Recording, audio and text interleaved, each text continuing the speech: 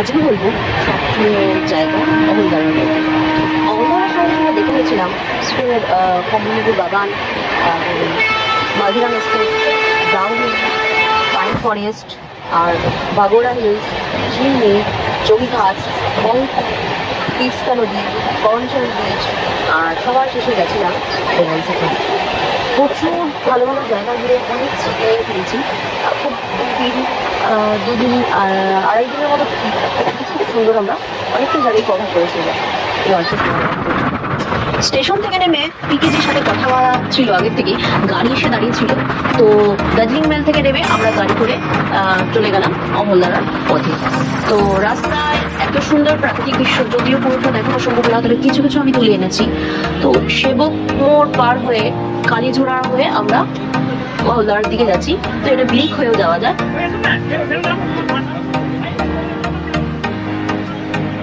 রাস্তায় যেতে যেতে সুন্দর দেখতে পেলাম তিস্তা নদীর অপূর্ব দৃশ্য। করোনেশন ডিস্ট্রিক্টের তিস্তা নদীর সেই ভিউ অসাধারণ। আর কিছুটা গিয়ে দেখলাম চুচাডোঙ্গা। তো খুব ছুচলো ধরনের সেই পাথরের ওটা রয়েছে মাঝখানে, ওই বোটটা বাঁকলে ওটাকে ওরা চুচাডোঙ্গা বলে। তো সেটা দেখলাম। আর রাস্তায় যেতে যেতে তিস্তা দেখতে দেখলাম আমরা অহলদারার পথে চলে গেলাম। যারা খুব কম সময় হাতে 2 দিন বা আড়াই দিনের মতো হাতে পাবেন বা গাড়িতে বেশিক্ষণ ট্রাভেল করতে চাইবেন না, তাদের জন্য অহলদারা বেস্ট। কারণ এনজেপি থেকে অহলদারা যেতে সময় লাগে মাত্র 2.5 ঘন্টা। 2.5 ঘন্টার মতো লাগবে সময়। তার মধ্যে যে এত সুন্দর কাছাকাছি এত সুন্দর সিনিক বিউটি পাওয়া যাবে। তো অনেকটা পথ পেরিয়ে এবার কিন্তু আস্তে আস্তে উঠে চলছি অহলদারার খাড়াই পথে। তো বেশ অ্যাডভেঞ্চারাস লাগছে। চারিদিকে গাছগুলো বেশ সারি সারি দাঁড়িয়ে রয়েছে। আলাদা একটা পরিবেশ, এতক্ষণের ক্লান্তি কিন্তু ভুলিয়ে দেয় এই সবুজের সমারোহ।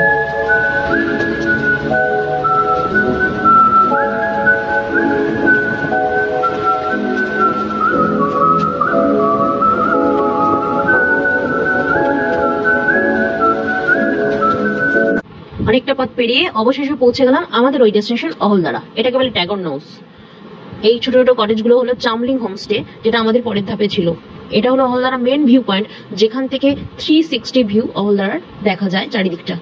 তো এগুলো ছোট ছোট গাছগুলো রয়েছে, চা বাগান, পেছনে কাঞ্চনজঙ্ঘা পাহাড়, 360 ভিউ পয়েন্ট।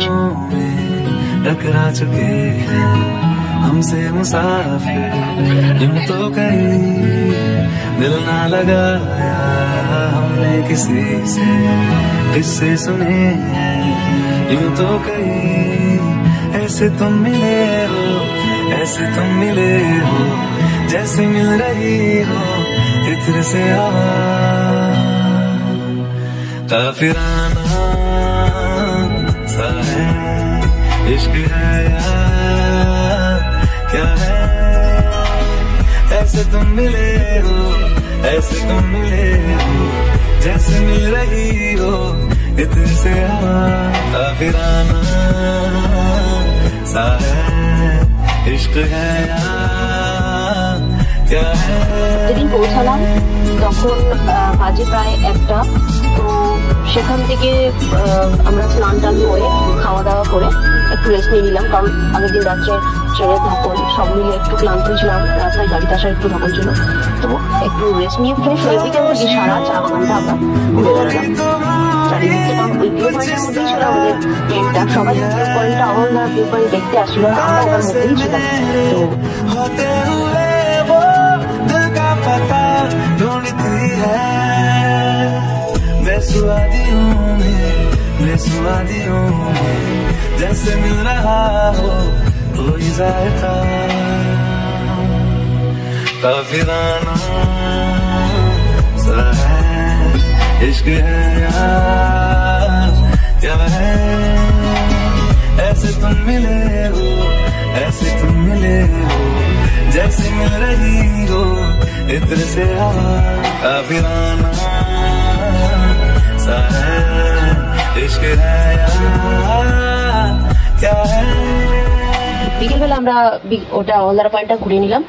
সন্ধ্যাবেলা এসে চা দিল, স্ন্যাক্স ছিল তার সাথে। আর রাত্রেবেলা ছিল ডিনারের ব্যবস্থায় চিকেন, ভাত বা রুটি, যে যেটা নেবে। তো সব মিলে দারুণ ব্যাপার। আজকে অহলদারার আমাদের প্রথম দিন। এখন সন্ধ্যাবেলা আমরা চা আর পকোড়া খাচ্ছি।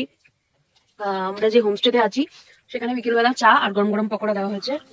তো তোজো কেমন লাগছে? ভালোই লাগছে। কেমন এনজয় করছো? কি কি দেখলে? খুব ভালো এনজয় করলাম। কি দেখলে আসার সময়? কি দেখলাম, দাঁড়াও মনে করতে দাও। তিস্তা বিচ, তিস্তা নদী, আর কি জিনিস দেখেছিলাম, তিস্তা ভিউ পয়েন্ট, চুচাডুঙ্গা, করোনেশন বিচ। হ্যাঁ। তুমি তো ঘুমিয়ে পড়েছিলে রাত মাঝ রাস্তায়। Ahaldara view 360 degree view point. খুব এনজয় করছি আমরা সত্যি। কালকে রাতে যে আমাদের যে ক্লান্তি বলতে আমাদের চোখে মুখে, তার মধ্যে ট্রেনটা একটু লেট হলো, লেট হওয়ার যে অভিজ্ঞতা ছিল, আর কিন্তু আস্তে আস্তে রাস্তায় যে একটু ধকলটা হলো, এতটা খারাই পথ, তো এখানে এসে সব ক্লান্তি কিন্তু আমাদের চলে গেছে। এদের আতিথেয়তা, এদের খাবার দাবার কিন্তু দারুণ, এত সুন্দর।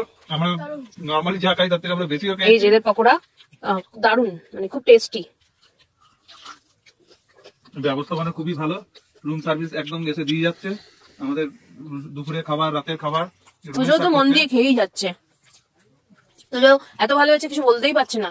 আর আমরা ভিডিও করছি, এই পাকে মনে হচ্ছে পকোড়াগুলো সব একা তোজোই শেষ করে দেবে, যে স্পিডে তোজো খাচ্ছে। একটু আগে এখানকার গরম গরম মোমো খেয়ে নিয়েছে।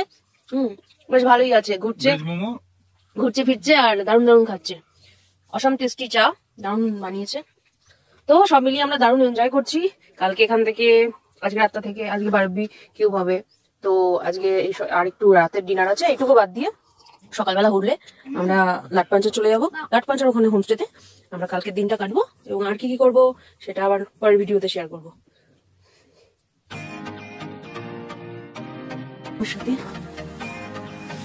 ছিলাম হচ্ছে ওই উপরে, ওখান থেকে নিচের দিকে নামছি। নিচের দিক থেকে উপরের ভিউটা দারুণ দেখতে। একটা গাছ দেখতে পাচ্ছি, ওই পরে দেখাচ্ছি কি গাছ জানি না। তো এরকম উপরের ভিউটা দেখুন। আমি ছিলাম দাঁড়িয়ে রয়েছি সিঙ্গোনা প্ল্যান্টেশনের সামনে। প্রচুর সিঙ্গোনা গাছ আমার চারিদিকে, জানি না কতটা দেখাতে পারছি। এখানে প্রচুর সিঙ্গোনা গাছ রয়েছে, যা থেকে মিনাইন তৈরি হয়। এই প্ল্যান্টেশন গুলো প্রথম করেছিল ইংরেজরা, তো এখনো রয়েছে সেই থেকে যে এখানে গাছগুলো রয়েছে, এরপর থেকে পুরো ছড়িয়ে যায়।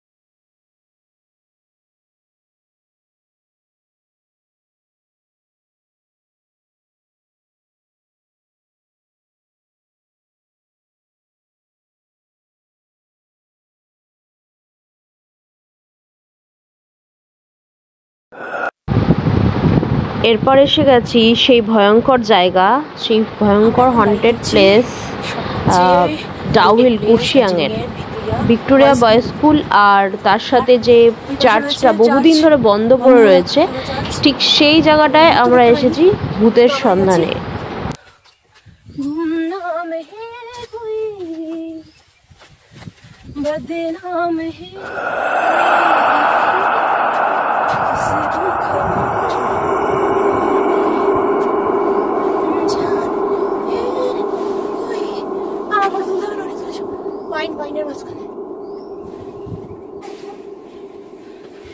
ভিক্টোরিয়া বয়েজ স্কুল আমরা ঢুকে পড়েছি। কোথাও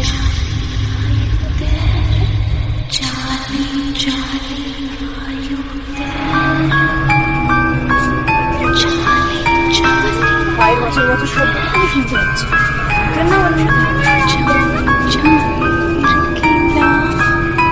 হন্টেড হাউস দেখে দিয়ে তারপর দেখেছিলাম চিমনি, ওটা একটা পয়েন্ট ছিল সাইট সিনের।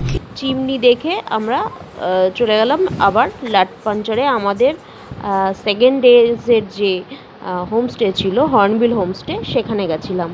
সেখানে আবার রাতের ডিনার ছিল, স্ন্যাক্সও দিয়েছিল সন্ধ্যাবেলাও, আর সকালে চা, আর চা খেয়ে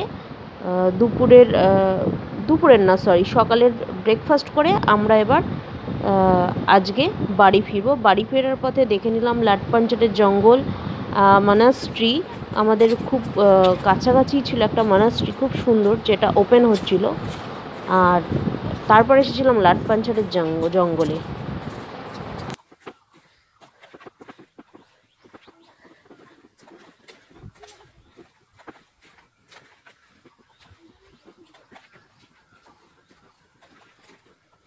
এখানে চুপচাপ থাকা, যত থাকা যায় তত ভালো।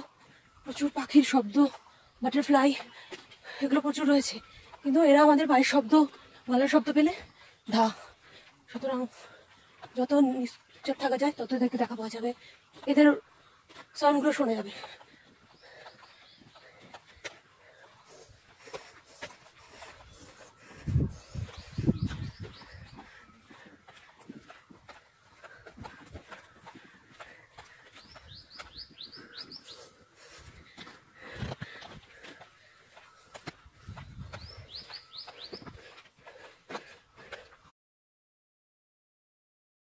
झूठा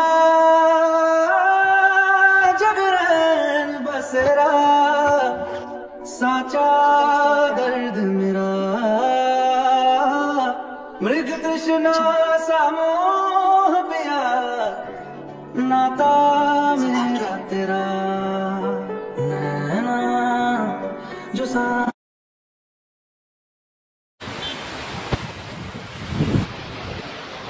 যোগীঘাট ব্রিজ এসে গেছি, এগোচ্ছি। এ পাশে রয়েছে পুরোনো ব্রিজটা, এদিকটা রয়েছে, আর এদিকে রয়েছে কৃষ্ণ, এদিকে রয়েছে নদী, রায়ন নদী সরি। তো আমরা নিচে নামবো, ওখানে অনেক টুরিস্ট অনেক আগে থেকে পৌঁছে গেছে।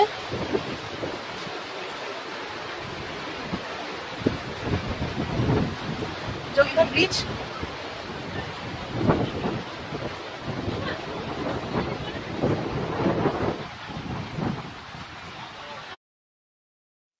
যোগীঘাট দেখে নিয়ে আমাদেরকে ছেড়ে দিল বেঙ্গল সাফারিতে। আমাদের পিকে দাদা আমাদেরকে ছেড়ে দিল বেঙ্গল সাফারিতে। তো দাদার জার্নি আমাদের সাথে এখানেই শেষ। বেঙ্গল সাফারিতে আমরা খুব মজা করলাম, ওখানে সাফারি রাইডও করেছি আমরা, খাওয়া দাওয়া করে নিয়েছিলাম দুপুরে, তারপর সাফারি রাইড করেছি। দারুণ সাফারি রাইড করেছি। সামনে থেকে রয়্যাল বেঙ্গল টাইগার, চিতা, গন্ডার খুব মেলেছে আমাদের সামনে, ময়ূর, হরিণ, সব কিছু আমরা দেখতে পেয়েছি। মানে এটা একটা লাখ বলা যেতে পারে, সব কিছু দেখতে পেয়েছি। তো বেঙ্গল সাফারিটা আমার ছেলে স্পেশালি খুবই ভালো লেগেছে। যারা বাচ্চা নিয়ে যাবেন, যদি হাতে সময় থাকে, অবশ্যই বেঙ্গল সাফারিটা ঘুরে আসবেন। অনলাইনে টিকিট বুকিং হয়, শুধু সোমবার বন্ধ থাকে বেঙ্গল সাফারিটা। রবিবার প্রচণ্ড ভিড় থাকে, রবিবারটা অ্যাভয়েড করলে ভালো হয়। বেঙ্গল সাফারিটা দেখে আমরা বেঙ্গল সাফারি থেকে এনজিপির দিকে রওনা হলাম ট্রেন ধরবার জন্য। সন্ধ্যা 6টার সময় আমাদের ট্রেন ছিল। তো এইভাবেই আমাদের পুরো জার্নিটা খুব অসাধারণ লেগেছে। কম সময়ের মধ্যে 16 থেকে 17টা জায়গা ভিজিট করলাম, আর অল্প খরচের মধ্যে, অল্প সময়ের মধ্যে দারুণ সুন্দর জায়গা। অবশ্যই যাওয়া যাইতেই পারে, কম সময়ের মধ্যে, সময় কম থাকে। আমার তো খুব ভালো লেগেছে, আশা করি সবারই ভালো লাগবে।